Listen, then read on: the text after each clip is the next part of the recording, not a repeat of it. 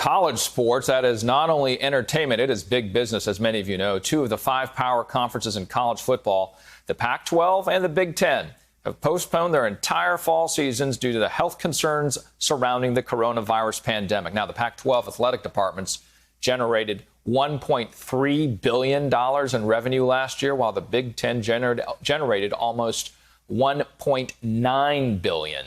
Joining me now is Kavitha Davidson, host of the Athletics podcast, the lead and co-author of the upcoming book, Loving Sports When They Don't Love You Back.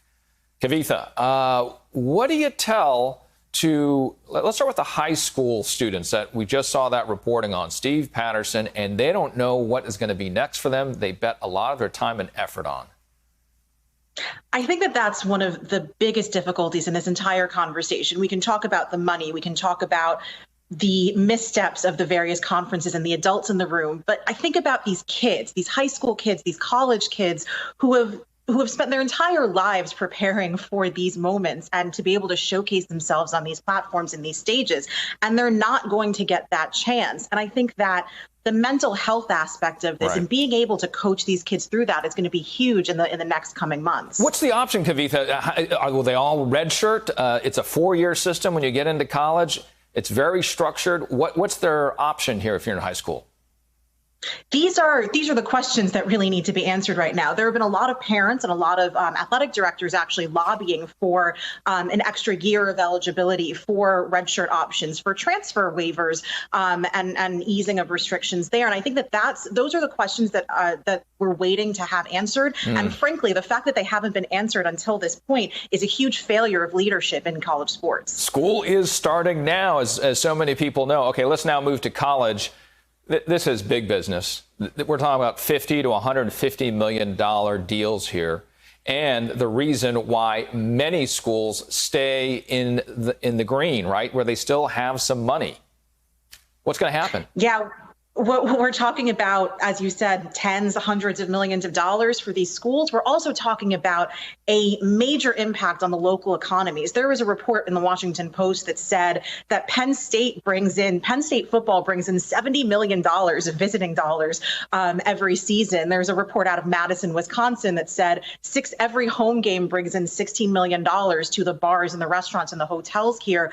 You know, you're talking about a really devastating impact for businesses and for schools that really expected to be able to pick up in the fall, depending on where our country was in the middle of this virus. And they're not going to get that opportunity now. And Kavitha, you know, a lot of these big schools with big sports programs are small towns. When I was at Ann Arbor, it would double at least in size for every home game.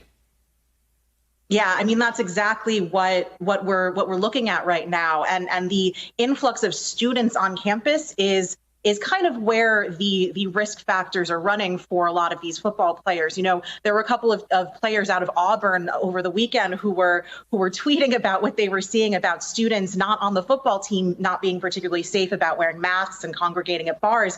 And, you know, that's what we're seeing is a groundswell of tens of thousands of kids returning to campus in towns that have very little else except for these campuses. Yeah. And that's really where that's where the dangers lie. How are players handling the politics of this? They'll see one leader say yes, they'll see another leader say no.